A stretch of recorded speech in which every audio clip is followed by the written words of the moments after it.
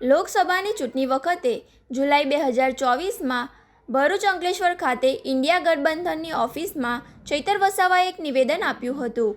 આ નિવેદનમાં તેમણે આરોપ લગાવ્યો હતો કે સમગ્ર ગુજરાત પોલીસ દારૂના વેચાણ સાથે સંકળાયેલી છે. આ નિવેદનને પોલીસ તંત્રની બદનક્ષી સમાન ગણીને તેમની વિરુદ્ધ કાયદાકીય કાર્યવાહી હાથ ધરવામાં આવી છે.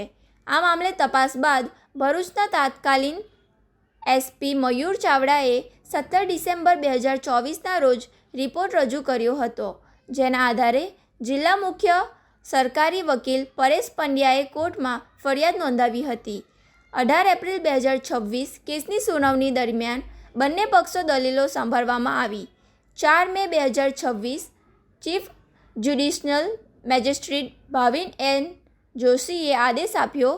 ભારતીય નાગરિક સુરક્ષા સંહિતા કલમ 223(1) હેઠળ આરોપીને પક્ષ રાખવાની તક આપવામાં અનિવાર્ય હોવાથી કોર્ટે વસાવાને નોટિસ ફટકારી છે. બદનક્ષીના આ કેસ ઉપરાંત પ્રહલાદ પરમાર અને પ્રવીણ પરમાર દ્વારા પણ વસાવાને વિરુદ્ધ અલગ અલગ 2 ફરિયાદો નોંધાવવામાં આવી છે.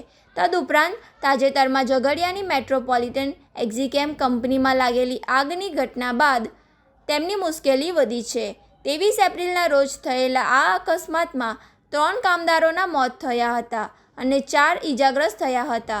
આ ઘટના બાદ 27 એપ્રિલના રોજ કંપની પરિસરમાં થયેલા ઘર્ષણના મામલે વસાવા વિરુદ્ધ ઝઘડિયા પોલીસ સ્ટેશનમાં વધુ 2 ગુના નોંધાયા છે.